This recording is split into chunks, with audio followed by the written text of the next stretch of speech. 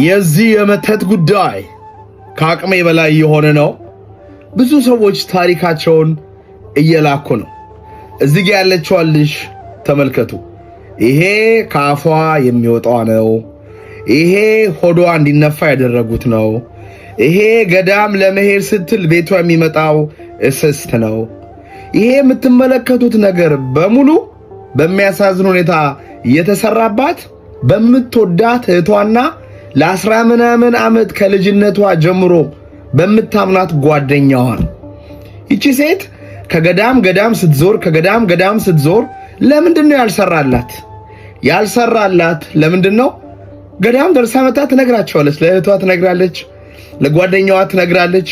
እንደዚህ ሆኜ የሚገርመው ነገር ፊቷ ጭምር እስኪወሰድ ድረስ የሷ ፊት ወዝ፣ የሷ ፊት ውበት ያቺ ጓደኛዋ መተት ያሰራችባት መንታት እስኪመስሉ ድረስ ፊቷ ጭምር ተወስዷልና ለእህቷ ለጓደኛዋ ትነግራለች ሚስጥሯን በሙሉ።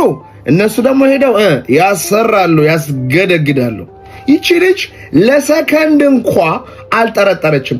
እሷ እግዚአብሔርን ስለምትፈራ ከገዳም ስለምትዞር ከቅዳሴ ከጸበሉ ቀርታ ስለማታቅ እግዚአብሔር ሰዎችን አፍቅሩ በሚለው ሕግ ሰዎችን ስለምታፈቅር እሷ እንደዚህ አይነት ቆሻሻ ነገር ሰዎች ላይ ስለማታደርግ እነሱ ማያደርጉ መስሏት ነበረ። ግን እነሱ ናቸው ያደረጉባት ማለት ነው። ነገር ግን እምነቷን ይዛ ጸንታ ስለሄደች እግዚአብሔር አምላክ ምን አስተርጎላታል? አስተርፏታል። መጀመሪያ ከነበረችበት ከፍታ እንዲህ ነበር የወደቀችው። በአፍጢሟ ነበር የገባችው። ከሀብቷ፣ ከስራዋ፣ ከትዳሯ፣ ከጤናዋ ቁልቁል ነበር የወደቀችው። ግን ሳታቋርጥ እስከ መጨረሻው መተቱ ሲመጣ ገዳም እየሄደች በተለይ እንዳለች እሱ ያለችኝ ነው የምላችሁ። ዘብር ለምሳሌ የሄዶ የተጠመቀ ሰው ቢታደስ አይሰራም። ክርስቶስ ሰምራ ቢታደስ አይሰራም። ሌሎችም ገዳማቶች አሉ። ኮሜንት አድርጉ። የትኛው ገዳም ቢኬድና ቢጠመቁ ነው ሰዎች ድጋሚ የማይሰራው ንገሯቸው። አይሰራም። በስተመጨረሻ ግን እሷ በእምነቷ ጸንታ ስትቀጥል እህቷ ከጠንቋይ ቤት መጥሪያ ይዛላት መጣች። በ3 ወር ውስጥ ትሞቻለች ብላ። ይቺ ሴት በጣም ጀግና ናት። አልሄድም ልሞት አለች። ከሷት አልሞተችም። ቤተሰቦቿ አኮረፏት። እሷስ አልሄደችም። ያለችው እግዚአብሔር ጋር ነው። እና ይኸው ድኛለው። ማን ያዘዋል? ታሪኬን ለሰዎች ንገርና ይማሩበት ብላ ነው። ብዙ ዶክመንት ነው የላከችው፣ ብዙ ፎቶ ነው የላከችው፣ ብዙ ቪዲዮ ነው የላከችው። ተማሩ። አንዳንዶቻችሁ እናታችሁ ያሰራችባችሁ ሰዎች አላችሁ። አይገርማችሁ? ያሉኝና እንግዲህ እኔ ፈጥሬ አይደለም። እናቴ ከኔ ወስዳ ለታላቅ ወንድሜ አድርጋ፣ ታላቅ ወንድሜ ዘመድ አዝማዴ ጓደኛዬ በሉ። ሰው አይታመንም። የሚታመነው እግዚአብሔር ነው። እሺ፣ ሰው አይታመን። የሚታመነው እግዚአብሔር ብቻ ነው። ደግሞ መንፈሰ ጠንካራ ስላልሆናችሁ ነው እኮ እየተጫወተባችሁ የሚገኘው። የእናንተ መንፈስ ጠንካራ ስላልሆነ እኮ ነው የሚጫወትባችሁ። እሺ፣ መንፈሰ ጠንካራ ብትሆኑ የታባቱ ምን ያመጣል? አጋንንት ከይሲ ምን ያመጣል? መንፈሰ ጠንካራ ብትሆኑ ምንም አያመጣል። ግን እኛ መንፈሳችንን አሳልፈን ስለሰጠንና አላዋቂ መንፈስ እንዴት እንደሚሰራ ስለማናቅ ነው የሚጫወቱብን። አሁንም ሆኖ ምንድነው መንፈሳዊ ጥበባችን ዕውቀታችን ያደገ ይሁን። እንዴት ጨለማን በብርሃን ማስወገድ እንዳለብን እንደው 2 ሚስጥር እንጠብቅ። ይሄ የዚህ ቪዲዮ ዋና ዓላማ ለማንም ሰው ጸሎታችንን ለማንም ሰው የት እንደምን አንናገር፣ ሚስጥር ይሁን። የት ገዳም እንደምንሄድ ምን አይነት ነገር ጸሎት እንደምናደርግ ምን ጸጥ እንበል። ለማንም ሳንናገር እስቲ ተደብቀን እንሂድ። እኛና እግዚአብሔር አምላክ ብቻ ይወቅ። ይሰራል አይደል? መንፈሳዊ ነገር ይቅርና ቢዝነስ እንኳን ስትጀምሩ ለሰው ካልነገራችሁ፣ መኪና ለመግዛት ፈልጋችሁ ራሱ ለሰው ካልነገራችሁ ይሰራል። አትንገሩ። በድብቅ እስክትድኑ ድረስ እስኪበረታ ድረስ። እቺ ሴት አሁን ታግላ እንደምንም ስትድን አስተምርልኝ ብላ ላከች። ከበረታች በኋላ ጸበሉን ከያዘችው በኋላ ብርታት ካገኘችው በኋላ አትንገሩ ለማንም። በቃ በኔ ይሁንባችሁ። ለማንም እንዳትነግሩ። ወዳጄ ለምትሉት ሰው እንዳትነግሩ። ጠላታችሁ ቤቱ ጋር እንደሚመጣ አታውቁ። እኔ ራሱ በህይወቴ እግዚአብሔር አምላክ ብዙ ብዙ ብዙ ነገር አሳይቶኛል። ያልጠበቅኳቸው ሰዎች፣ የማልጠብቃቸው ሰዎች፣ ብዙ ነገር ላደርግላቸው የተዘጋጀዋቸው ሰዎች እንደዚህ አይነት ቆሻሻ ነገር አድርገውብኝ አቃለውና በጣም ተጠንቀቁ። ዘመኑ በጣም ከፍቷል። ተጠንቀቁ። እግዚአብሔር ሚስጥራችሁን ይወቅ። እግዚአብሔር ይምራችሁ። ስለ እውነት ነው ምላችሁ፣ ድናችሁ ትመሰክራላችሁ።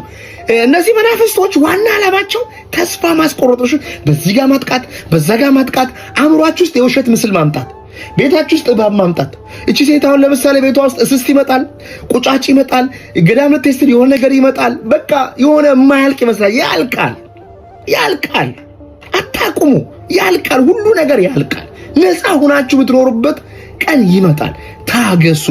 ለእናንተ አይደል ያላችሁት? ማን አለ ከእናንተ ውጭ? ኧረ ታገሱ። ስለእናንተ ብላችሁ ታገሱ። ስለሌላው አይደለም፣ ስለራሳችሁ ብላችሁ ታገሱ። ግን መታገስ እውቀት ጨምሩ። ዝም ብሎ የሆነ አንብቡ እንዴ፣ መጽሐፍ አንብቡ፣ ቪዲዮ እዩ፣ ቼክ አርጉ፣ የተማራችሁትን ሞክሩ፣ ጸሎት አርጉ፣ ስገዱ ተብሏል። ስገዱ። ሳታምኑ ጸበል ብትሄዱ፣ ሳታምኑ ብትሰግዱ ዝም ብሎ ስፖርት ነው የሚሆነው። ትንሽዬ የሰናፍጭ ቅንጣት ታህል እምነት ቢኖራችሁ ተራራ ወደ ገደል ግባ ብትሉት ግባ ይላል ኢየሱስ ክርስቶስ፣ ይገባል ይላል ኢየሱስ ክርስቶስና እምነት ይኖራችሁ። እህቴ በጣም ነው ያነቃቃሽኝ። እግዚአብሔር አምላክ እንኳንም ጸሎትሽን ሰማው። እግዚአብሔር አምላክ እንኳንም ትግልሽን አይቶ እኛም እንድንባረብሽ አደረገሽ። በጣም ብርቱና ጠንካራ ሴት ነሽ። ይሄንን ቪዲዮ አይተው ብዙ ሴቶች ብዙ ወንዶች እንደሚማሩ ተስፋ አደርጋለሁ። እግዚአብሔር አምላክ ሁላችንም ከዚህ ክፉ መንፈስ፣ ከዚህ አውሬ መንፈስ፣ ከዚህ ሰው በሊታ የሆነ ከዚህ አፍቅሮተ ነዋይ ካወረው ከዚህ በጠፊው ዓለም ውስጥ ታውሮ ዘላለማዊን ሕይወት ከሚያጡ ሰዎች ክፉ ሴራ መድኃኔዓለም በያላችሁበት ይጠብቃችሁ። ወላዲተ አምላክ አዛኝቷ ድንግል ማርያም በብርሃን ቀሚሷ፣ በዘርፋፋ የብርሃን ቀሚሷ ኪዳነ ምሕረት ትከልላችሁ። ቅዱስ ገብርኤል፣ ቅዱስ ሚካኤል፣ ቅዱስ ኡራኤል በሰይፉ ይጠብቃችሁ። ከማይታዩ ፍላጻዎች፣ ከማይታዩ ክፉ አጋንንት፣ ከማይታዩ አውሬዎች፣ በዙሪያችሁ ካሉ ሰው መሳይ አውሬዎች እግዚአብሔር አምላክ ይጠብቃችሁ። ሌላ ምንም አልልም። ይጠብቃችኋል። ደግሞ ይህንን ቪዲዮ የምታዩ ሰዎች አምናለሁ እግዚአብሔር አምላክ ቸርነቱ አይለየን፣ ይጠብቀን ሁላችንም። ዱዳውንና አይን የሌለውን አይነ ስውሩን ነበረ ኤፍታ ተከፈት እያለ ይከፍት የነበረው። አሁን ደግሞ በመጨረሻ እንዳይቸገሩ የዘመኑ ሁኔታ ሲገለባበት አብረው እንዳይናወጡ እንደየ ሁኔታው ሳይሆን በእምነት ጽናት እንዲቆሙ ለእውነት ያላቸው በጎነት እንዲቀጥል መጽሐፍትን ያስተውሉ ዘንድ አእምሯቸውን ከፈተላቸው። ከማያውቁት መልአክ የሚያውቁት ሰይጣን ይሻላል ብለን የለን። ስለዚህ ሰይጣኑ ልክ ነው። ይሄ ቡዳው አይነ ጥላው ገብቶ ቢሰበክ ለምን እኔ ጋር ገባህ ማለት አትችልም። የሚያውቁት ሰይጣን ይሻላል አልና በቃ እኮ ምርጫ ነው። እና በእንዲህ አይነት ሁኔታ እና ዳልሞቴ፣ ወሰንጋላ፣ ጠቋር አባቡሌ፣ ወፋ ምናምን በሙሉ አዳኝ እርቁ፣ ሞሄት፣ አርሜት፣ ድማሚት እነዚህ ቦዥ ምናምን የሚባሉ በሙሉ ተሰገሰጉና ትውልዳችን ውስጥ ራሳቸው ትውልድ ሆኑና ቁጭ አሉ። አሁን አሳድጌ ይልሃል። ልክ ማርና ወተት እንደሰጠ አንተ ስትደክም ከአንተ ኋላ እየተከተለ ለድካምህ ዋጋ እንደሚከፍል አይነት ሆኖ አሳድጌ እያለ ሲናገር ትስቃለህ። የሚገርም ነው። ግን ሰይጣን እንዴት አሳዳጊ በክፋት ነው ያሳደገን። በእርግጥ ለዚህ ነው ብዙ ጊዜ ክፋት ከክርስቲያኖች ሕይወት ውስጥ የማይርቀው። ይሄም ሌላ ፈተና ነው። መጽሐፍትን ያስተውሉ ዘንድ አእምሯቸውን ከፈተላቸው። እንዲህም አላቸው፣ ክርስቶስ መከራ ይቀበላል፣ በሦስተኛው ቀን ከሙታን ይነሳል፣ በስሙም ንስሐና የኃጢአት ስርየት ከኢየሩሳሌም ጀምሮ በአሕዛብ ሁሉ ይሰበካል ተብሎ እንዲሁ ተጽፏል። እናንተ ለዚህ ምስክሮች ናችሁ አለ። ለምንድን ነው ምስክር ናችሁ አለ? ለንስሐና ለስርየት ምስክር ናችሁ። በቤታችን የቅዱሳንን ታሪክ አውርተን አናውቅም። ስለዚህ የምናወራው የዕለት ዜናዎችን ነው። በዕለት ዜናዎች ውስጥ ደግሞ አንዱ ሁለት ሰው ገደለ፣ ሚስት ባሏን ገደለች፣ ጨፈጨፈ፣ ደቆሰ፣ አደቀቀ፣ ሰረቀ፣ ጠፋ፣ ባከነ፣ ሙስና አረገ። ይሄን ነው የምንሰማው። ጆሮዎቻችን በሙሉ የሙስና ድምጾች ናቸው። ስለዚህ የምንመሰክረው ነገር ሰማያዊ አይደለም። ቃሎቻችን ውስጥ የአካባቢውንና የመንደሩን ነገር ያቀለጠ ወሬ ልቦናችን ተሞልቷል። ምስክርነት የለም። ልጆች ከናንተ ሰማያዊ ድምፅ ሲፈልጉ አላገኙም። ስለዚህ ሌላ ቦታ ይፈልጋሉ። ያጡት ነገር ከቤት ስላለ ፍለጋ ይሄዳሉ። ፍለጋቸው ደግሞ ባልሆነ መንገድ በዚህ አጋጣሚ ሰይጣን እድሉን አስፍቶ ለመቆጣጠር ያለውን ጉልበት አንተ አታውቀውም። በአግባቡ እንዳትማር በልቦና ውስጥ ያለው ዳገትና አቀበት ካለመታዘዝና ከትዕቢት ጋር ደግሞ ወደር የለውም። ስለዚህ ለእውነት የምሰጣቸው ቦታዎች በየጊዜውና በየዘመኑ ውስጥህ እየመከነ ትኖራለህ። እውነት የሚለው ነገር አሁን አደገኛ ነው የምንልበት ዘመን ላይ ደርሰናል። እውነተኛ መሆን አሁን ያስቸግራል። ስለዚህ እንደ ጊዜውና እንደ ዘመኑ መስሎ ማደር አስፈላጊ ነው ብለህ ታምናለህ። ከሚሰርቀው መስረቅ፣ ከሚያታልለው ማታለል፣ ከሚዋሸው መዋሸት፣ በቃ ከሚተቸው መተቸት፣ ከሚቃወም መቃወም።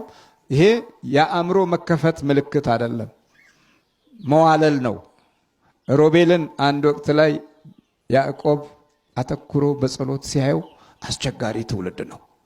ሮቤል አንተ የኔ የበኩር ልጅ ኃይሌና ክንዴ የነበርህ፣ ግን ላንተ ስልጣንና ማዕረግ አይሁን፣ እንደ ውሃ ትዋልላለህ አለው።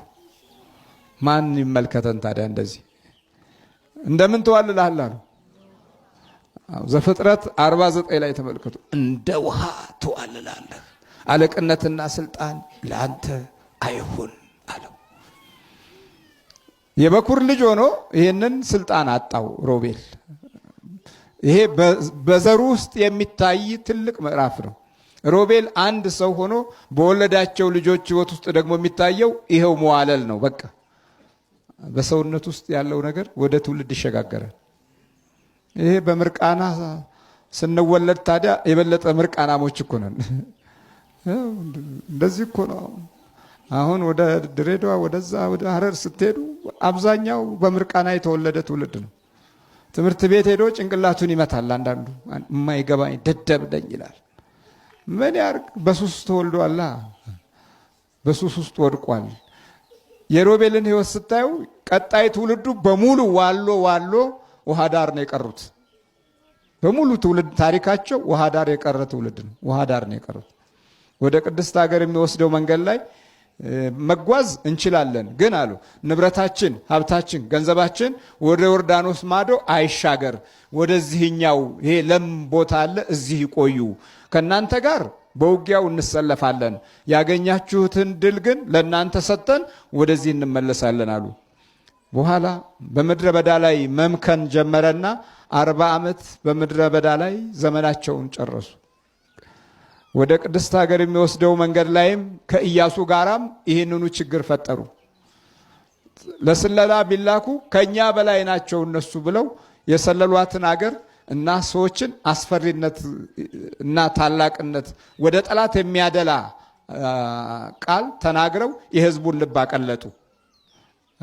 እንደምን ትዋልላለህ ብሏል ያዕቆብ አባታቸው። እንደ ውሃ ትዋልላለህ።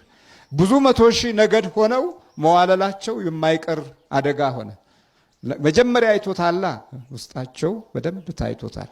የሚመጣው ትውልድንና አባትየውን በሚገባ ለማየት ያዕቆብ እድል ያገኘው ከመንፈሳዊ አምልኮት ውስጥ በመነሳቱ ነው። ለእውነት ያለው ፍቅርም ቀላል አልነበረምና ነው። ስለዚህ አርቆ ለማየት እና በምስክርነት መንፈስ ውስጥ ለመኖር እናንተ ለዚህ ምስክሮች ናችሁ። እነሆ አባቴ የሰጠውን ተስፋ እኔ እልክላችኋለሁ። እናንተ ግን ኃይል እስክትለብሱ ድረስ በኢየሩሳሌም ከተማ ቆዩ። አዎ ኃይል እስክትለብሱ ድረስ ምን በሉ? ቆዩ። ይሄ ነው በቃ ኃይል እስክትለብሱ ድረስ ቆዩ። ዛሬ ለእኛም ይሰራል። በርቱ። መናፍስቱ ከእናንተ ጋር እልህ ቢይዘው አንዳንድ መንገዶችን እየሰበራችሁ ነው ያላችሁት። ባይወጣ እንኳ ወደ በረከታችሁ ተመልሳችኋል። ወደ ማስተዋል መጥታችኋል። ወጣ አልወጣ ይሄ የሚያጨቃጭቅ ነገር አይደለም። ሲደክመው ይወጣል። ምን ብሏል ጌታ? ኃይል እስክትለብሱ ቆዩ፣ በጽርሐ ጽዮን ቆዩ አላቸው።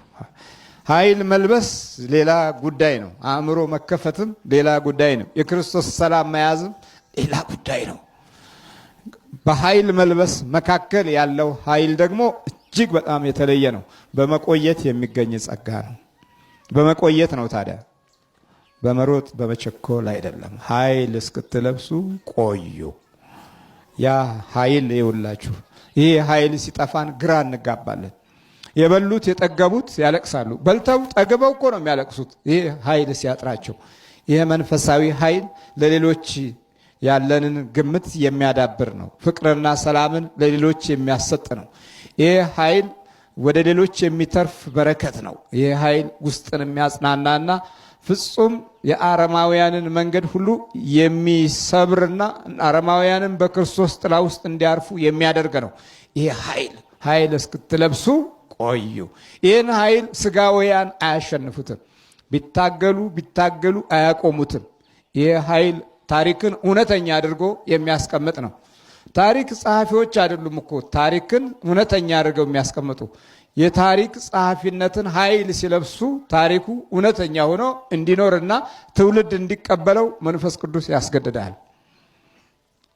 መንፈስ ቅዱስ በማስገደዱ እኮ ነው ዛሬ እዚህ የተሰበሰበ ነው እንጂ የራሳችን በጎ ፈቃድ በተፈጥሯችን ያገኘነው ቀናነት አይደለም። ዛሬ በዚህ በዲያብሎስ አገዛዝ በበዛንበት ዘመን የሰይጣን መንፈስ የሰዎችን ሕይወት በተቆጣጠረ ዘመን ይህንን ቦታና ስፍራ አቋርጦ እዚህ ምንም በማይታይ ቦታ ላይ የምናየው የእግዚአብሔር ስራ አለ ብለን መምጣትም የእኛ በጎ ፈቃድ ብቻ አይደለም። የዛ መንፈሳዊ ኃይል መሻት ከውስጣችን ሲጨምርና እየዳበረ ሲመጣም ጭምር ነው። ስለ ጠላቶቻችን ያለው ምስጢርና ስለ እግዚአብሔር ኃይል ማገናዘብ ስንጀምር ነው። ኃይል እስክትለብሱ ድረስ በኢየሩሳሌም ከተማ ቆዩ። ልክ እንዲህ ካላቸው በኋላ እስከ ቢታንያም አወጣቸው። ቢታንያ ከፍ ያለች ኮረብታ ናት። ወደ ቢታንያ ዙሪያውን የሚያስገባ መንገድ አላት። ዛሬ ዙሪያውም በከተማ የተከበበች ነች። ወደ ቢታንያ አወጣቸው። አጸዶች አሏት። ብዙ የጥንት ወይራዎች በዛ ቦታና ስፍራ አለ። ተረተሩ እጅግ በጣም በሚገርምና በዚህ በበጋው ወራት የሚያስደንቅ ውበት ያለው ስፍራ ነው። ወደ ቢታንያ አወጣቸው። እጆቹንም አንስቶ ባረካቸው። ቂም ያልያዙ እጆች አይ ችንካር ሰጥተው ነው የገዛ ወገኖቹ በችንካር ቸንክረውት፣ አሁንም እጆቹ ይባርካሉ። አድምተውት ይባርካሉ። የቆሰሉ እጆች ሆነው አሁንም መባረካቸውን አላቆሙም። እግዚአብሔር ሰው ሆኗል፣ ሰው እግዚአብሔር ሆኗላ። ይሄ እኮ ነው። ስለዚህ ባረካቸው። ሲባረካቸውም ከነርሱ ተለየ፣ ወደ ሰማይም ማረገ። እነርሱም ሰገዱለትና በብዙ ደስታ ወደ ኢየሩሳሌም ተመለሱ ይላል። በብዙ ደስታ። ብዙ ደስታ ከመምጣቱ በፊት ግን ያስቀደሙት ነገር ምንድን ነው? ስግደትን ነው። ሰገዱለት። ሲወለድም ሰገዱለት፣ ሰብአ ሰገል። አሁን ደግሞ ሲያርግ ሐዋርያት ሰገዱለት። እንደውም የመጀመሪያ አገልጋዮች ስግደት ከተለያቸው የትኛውም ነገርና ፈተና የሚበዛባቸው አገልጋዮች ይሆናሉ። የአገልጋዮች አለመስገድ መንፈሳዊ ደስታን እንዲርቅ፣ ሰላማቸው የተከበረ እንዳይሆን፣ በአገልግሎታቸው ውስጥ ፈተና እንዲበዛ፣ ጠላቶቻቸው እንዲጨምሩ፣ በኑሯቸው ውስጥ ውድቀት እና በረከት ማጣት እንዲጨምር ያደርጋል። ከዛ በኋላ የራሳችንን ዘዴ ስንጨምርበት ከዚህ ጊዜ ጀምሮ የአገልግሎታችን ኃይል ስጋዊ ይሆናል። እዚህ ጋር ግን ሰገዱለት። ሲሰግዱ በብዙ ደስታ ወደ ኢየሩሳሌም ተመለሱ። ይህንን በደንብ ልናውቅ የሚገባ እውነት ነው። እስቲ የምትበሳጭ አንተ ሁልጊዜ ተስፋ የምትቆርጥ የምትናደድ እና ውስጥህ እረፍት ያጣ ሰላም የሌለህ እስቲ 41 ስገድና አባታችን ሆይ በል። ብር፣ ገንዘብ፣ ጊዜ፣ ዘመን፣ ስልጣን፣ ማዕረግ ከሚሰጠው በላይ የክርስቶስ ደስታ አንተ ውስጥ እፎይ እንድትል ያደርግሃል። በቃ እኮ እንደዚህ እኮ ዝም እንድትል ያደርግሃል። ዝምታህ ደግሞ አዘን ቁርቆዛ ያለበት አይደለም። ዝምታህ ውስጥ በኩል ደስ ያለው ነው። ወይን ጠጥቶ በረካ መንፈስ እንደሚራመድ እንደ አንድ ጭንቀትና ችግር እንደሌለበት ሰው አስመስሎ ይቀርጽሃል። ሆነህም ትገኛለህ። ስትሰግድ ነው ታዲያ። አንጃጃል፣ ዝም ብለን እኮ ነው። እና መጽሐፉ የሚነግረን ሌላ፣ እኛ የምንሆነው ሌላ ነው። ሰግዱለት። ሲሰግዱለት ደግሞ የክብርም አይደለም የእርገትም አይደለም ስለማድረጉም አይደለም። ስግደቱ የአምልኮት ስግደት፣ ሲወለድም የአምልኮት ስግደት፣ ሲያርግም የአምልኮት ስግደት ተቀበለ። ሰገዱለትና ብዙ ደስታ ወደ ኢየሩሳሌም ተመለሱ። ዘወትርም እግዚአብሔርን እያመሰገኑና እየባረኩ በመቅደስ ኖሩ። እየተጨቃጨቁ ኖሩ አይደለም ያለው፣ እያመሰገኑና እየባረኩ ኖሩ። ከዛ በኋላ መንፈስ ቅዱስ መጣ። በቃ ከ10 ቀን በኋላ ደግሞ እኮ አልዘገየም። ወዲያው እንደሄደ ወዲያው ላከላቸው። ስለዚህ ዛሬ ክርስቲያኖች ወዲያው ጸሎታቸው ይሰማል። በጠላቶቻቸው ላይ ያለው ኃይልም ወዲያው ይገለጣል። ዛሬ ከቀድሞው ዘመን ይልቅ ዛሬ በጣም እግዚአብሔር ቅርብ ነው። በጣም ቅርብ ነው። ወዲያው ነው የሚሰማው። በ10 ቀን መልስ የሚሰጥ አምላክ ታዲያ ምንድን ነው ችግሩ? ሂዱ በዛ ቆዩ እዛ አላቸው። ሲቆዩ በ10 ቀን ቤቱን የሚሞላ ኃይል መጣ፣ የመንፈስ ቅዱስ እሳት። ከዛ ቋንቋቸውም ተለወጠ፣ ንግግሮቻቸውም ድምፆቻቸውም ተለወጠ። መፍራት ቆመ፣ መደንገጥ መበርገጥ ቆመ። እነሱ ራሳቸው ማስደንገጥ ጀመሩ፣ እነሱ ራሳቸው ማስፈራት ጀመሩ። በኋላ መበለቶች እየመጡ ሲያስቸግሯቸው አይ እኛ አሉ የእግዚአብሔርን ቃል ልንሰብክ እንጂ ወጥና እንጀራ ልናማርጥ አይደለም በሉ ዋሉና የእንጀራ ኮሚቴ ያቋቋሙና እነሱ ወደ ወንጌላቸው ጉዞ ጀመሩ። ፈተና መጣባቸው። በዛ ደግሞ በእንጀራ በኩል መጣ። ይሄ በቃ እናቶች ፍትፍት እያያዙ መምጣት ጀመሩ። ብሉ ማለት ጀመሩ። አረ ይሄ ነገር አለ ጴጥሮስ በመንፈስ ቅዱስ አየው። አይ ዛሬ ፍትፍቱ ሲበዛ እናየም የሚመጣውን ነገር ከፍትፍቱ ጋር ነው ነገሩ የሚመጣው። እውነቴን ነው የምላችሁ። ፍትፍት ያበላሸው አገልጋይ ጥቂት አይደለም። እኛ ገና እዚህ አልተጀመረም። ፍትፍት ገና ነው እንግዲህ ወደፊት ይሆናል እንጂ እና ውስጥንና ሕሊናን ይገላል። በተለይ ደግሞ በጣም በዚህ በሞት በኩል ያሉ ሰዎች ተስካር በሚያወጡበት ጊዜ ካህናቶች እንደ ልብ ይጋብዛሉ። ግን አብሮ የሚመጣውን መንፈስ ለማስወገድ ካልተቻለ እንጀራ ብቻ ተበልቶ አይደለም የሚገባው፣ መደንዘዝንም ከዛ እንጀራ ወስደን እንገባለን። ለምን? የሞተው መንፈስ በሟርት ይሆናል፣ በተለያየ ጥፋት የኖረ ሰው ይሆናል። ሀብቱና ገንዘብ ውስጥ ዲያብሎስ ስር ሰዶ ሊቀመጥ ይችላል። ከዛ በኋላ ያን እንጀራ ሲበላ ቤቱ ጸሎት፣ ስግደት ከሌለ ያ የሙታን እንጀራ ስለነበረ ለእርሱ ነፍስ ይማር ቢሆንም ግን አዚሙ ደግሞ እንጀራ ውስጥ አለ።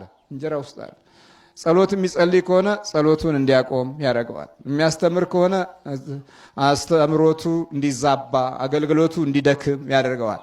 ስለዚህ በተቻለ መጠን የቤት ውስጥ ስግደቱና አምልኮቱ ካልተጠናከረ ሳንሞት መሞታችን አይቀርም። ከዚህም የተነሳ ነው ዛሬ ብዙ ስፍራ ላይ ፈዘንና ደንግዘን ለክፉ ነገር ነቃ እንላለን፣ ለመልካም ነገር ግን ዝቅ እንላለን። እግዚአብሔር ማስተዋሉን ይስጠን። ስለዚህ የጌታችን እርገት ይህንን በመሰለ መንፈሳዊ ጸጋ የባረከን አምላክ ነውና በክርስቶስ ሥጋና ደም ታትመን የመንግስቱ ወራሾች እንድንሆን እግዚአብሔር አምላካችን ያብቃን። አሜን።